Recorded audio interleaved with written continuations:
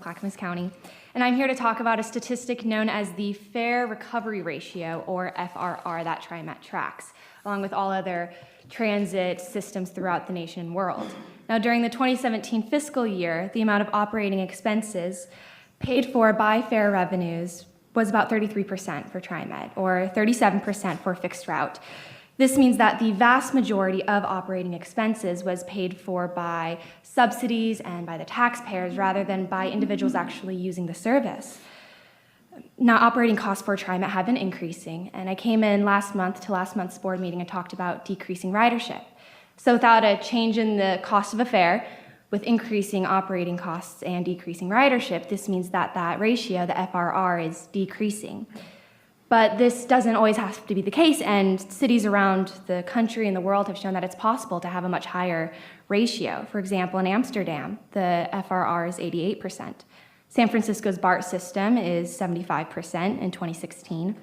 And Chicago Metro Transit is 53% this past year in the 2018. Now, Chicago, in fact, has an annual performance goal of 50%, which they were able to surpass this past year with 53%. Now, I'm not aware if Trimet has a performance goal for the FRR ratio. However, I think that Trimet should establish an FRR performance goal similar to that of Chicago, 51%, to try to ensure that passengers who are using that system, the transit, are paying for half of the operating cost. Otherwise, there's no reason as to why taxpayers should subsidize the rest of that ride.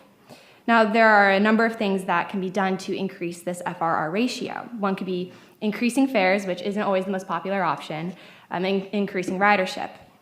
Now, right now, a ride costs for Trimet $2.50. However, the cost for fixed ride operations per boarding is just under $3.50. You see higher cost of fare across the country. In New York, it's $2.75, and in San Francisco, the BART, the average is $3.67, although they do it based upon the length and distance of your route, so that goes up to $15. In addition, you could also have a premium fare or a premium service, such as a new express bus.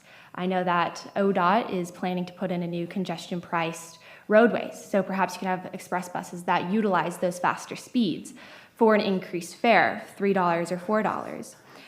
The increasing use of Uber and Lyft suggests that there is a high willingness of individuals in the region to pay for such a premium service. So I think that it would be beneficial to try to take advantage of that market in the area in order to increase the FRR.